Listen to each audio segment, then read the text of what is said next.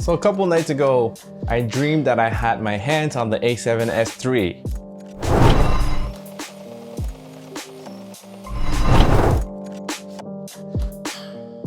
But that wasn't real.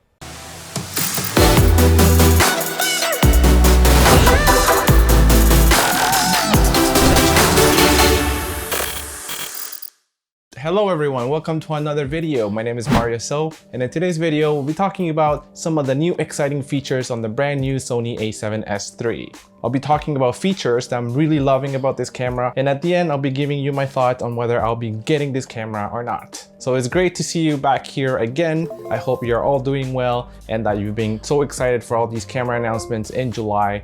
We already heard about the Canon R5 and R6. And a couple days ago, we just heard about the Sony a7S III.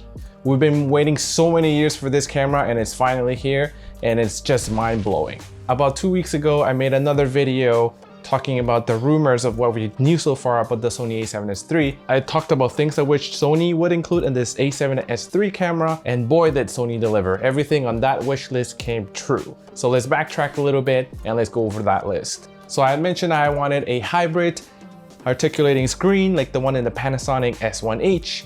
Sony gave us a fully flip out articulating screen like the ZV-1, which is a huge step up for Sony cameras. If you have been shooting on a Sony mirrorless camera for a while now, you probably have experienced that frustration of that screen not being able to be articulated if you're vlogging, or if you're trying to get super low angles or super high angles and you're trying to flip that screen so you can see what you're shooting. But now we won't have that problem anymore. I had also asked for double SD card slots, just because I felt if we had one SD card slot or one CF Express card slot, there wouldn't be much redundancy. But Sony went a step further than that. Not only do we have the option for double SD cards, but these slots also act as double CF Express card slots, meaning that you could use 2 CF Express cards and still have that recording redundancy, or 2 SD cards if you wanted to.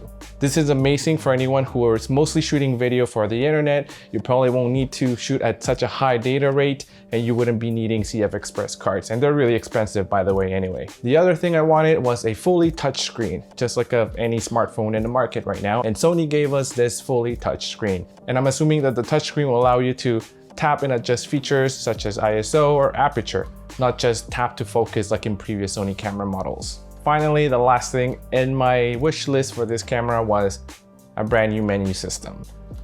And we did get a brand new menu system from Sony. So if you've been with Sony for a while, you probably know how terrible the menu system is. Oh, it took me 3 to 4 years to finally get comfortable with the menu system. I remember just fiddling around the menus and trying to change camera features for 5 to 10 minutes until I figured it out, or I had to watch actual menu videos, people talking about where to find certain features because I couldn't find them on my own. With this brand new menu system, Sony finally listened. By what we're seeing, it seems like it's a very intuitive menu system. If you never shot on a Sony camera before and you're considering this a7S III, well, you'll be glad to know that you won't have to decipher any menus. Now let's go over some of the major features that this camera has and why it's so exciting in the filmmaking world.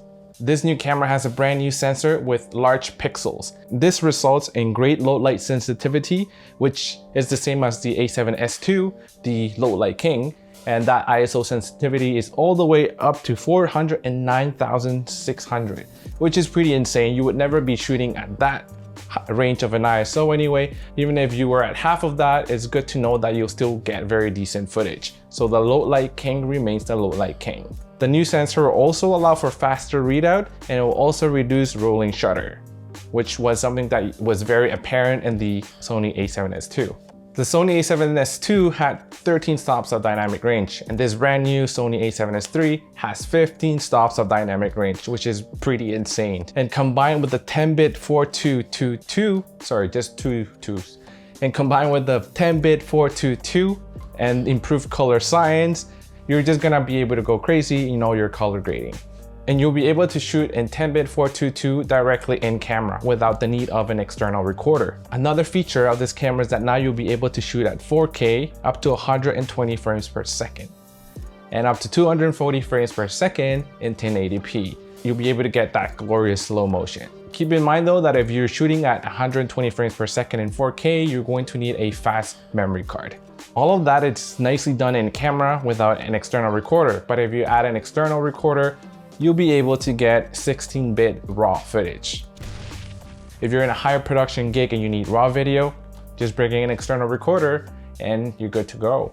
I'm pretty excited about this brand new feature as well. It's the new HEVC H.265 codec. And without getting too technical into it, what that means is that you'll be able to get more manageable file sizes coming out of this camera. So if you're shooting a lot for the web or YouTube, you'll be able to get smaller file sizes without losing quality.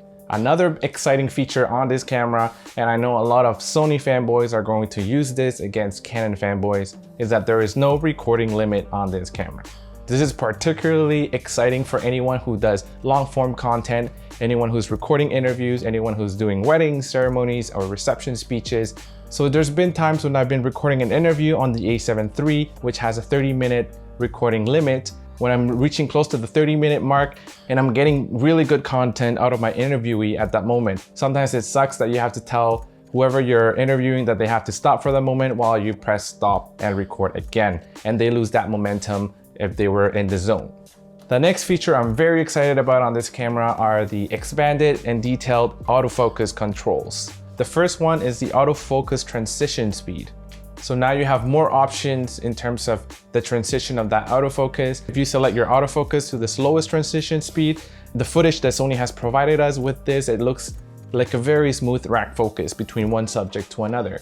What we had before, for example, on the a7 III, that slow focus transition was still not the best and it looked a little bit electronic and not as organic or smooth. With this new autofocus sensitivity function, it looks like you have a focus puller with you who is racking focus for you. The second feature that you can control in autofocus now is subject shift sensitivity. So if you set this to sensitive, the camera will try its best to focus on what you want it to focus on. And I'm excited about this feature because if you set it to persistent, then the camera will track focus on your original subject. And even if you have someone else come into frame, the autofocus is not going to be confused and it'll try its best to maintain the original focus point. The ability to further control this is so useful, especially in run and gun scenarios. I remember shooting weddings where I had my focus tracked on the bride walking down the aisle, and all of a sudden on the corner of my screen or on the side of my screen, a guest jumped out to take photos. My autofocus will shift to that guest and leaving that bride coming down the aisle out of focus. But with this, I assume that the autofocus will do a better job at keeping the focus on the bride instead of on the guests who got really excited. Sony also says that the a7S III will have 30% improved eye autofocus on video. This camera also has an improvement in its in-body stabilization called now the active mode. Compared to having this feature turned off, the footage looks really stable when this feature is turned on. So Sony did not give us an internal fan on this camera like the Panasonic S1H, but they did include a heat dissipation mechanism. And because of this, Sony says that this camera will have no overheating, which has been a very hot topic on the Canon R5, no pun intended. So these are just some of the features on the Sony a7S III that I'm most excited about. One thing I would like to mention is that Sony did keep the 12 megapixel sensor like the a7S II, and they did not give us a higher megapixel count on this camera. And the reason for that is that the pixels can remain large in size, therefore increasing low light sensitivity.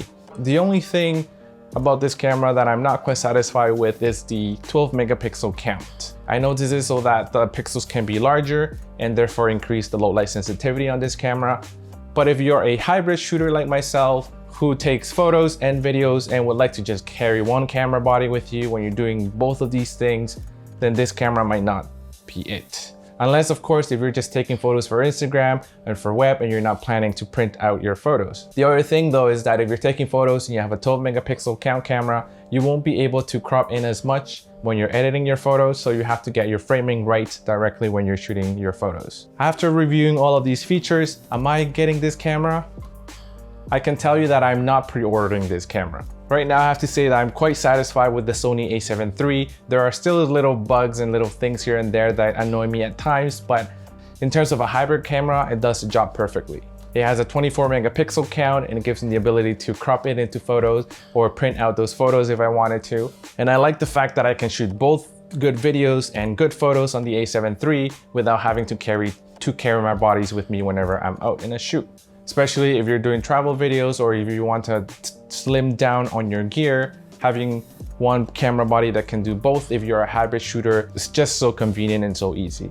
I think the a7S III is the perfect filmmaking camera. It has all of the features any filmmaker would want in a mirrorless body. If you're a photographer, this wouldn't be the camera for you. And if you're a hybrid shooter, this might be the camera for you if you're not printing your photos or if you do not need a high megapixel count on your photos. And at $3,500, that's quite a money to invest for someone who needs also high resolution photos. But that being said, $3,500 is very reasonable compared to all the features and specs that you're getting on this camera. So if you are mostly just a filmmaker, this might be the camera for you. That is not to say that I won't be looking at this camera closely and that I won't be getting this camera at all, but we'll see what happens. Maybe I'll wait for the a7 IV, which seems to be targeted to more hybrid shooters. But until then, I'll keep an eye out on the a7S III and we'll see what happens. So thank you so much for watching. If you enjoy this content, I create weekly videos on filmmaking, tutorials, video editing. If this is something you think you'll be into, please subscribe and hit that bell notification button. If you're already subscribed, thank you so much for watching. And that is all for today, guys. Until next time.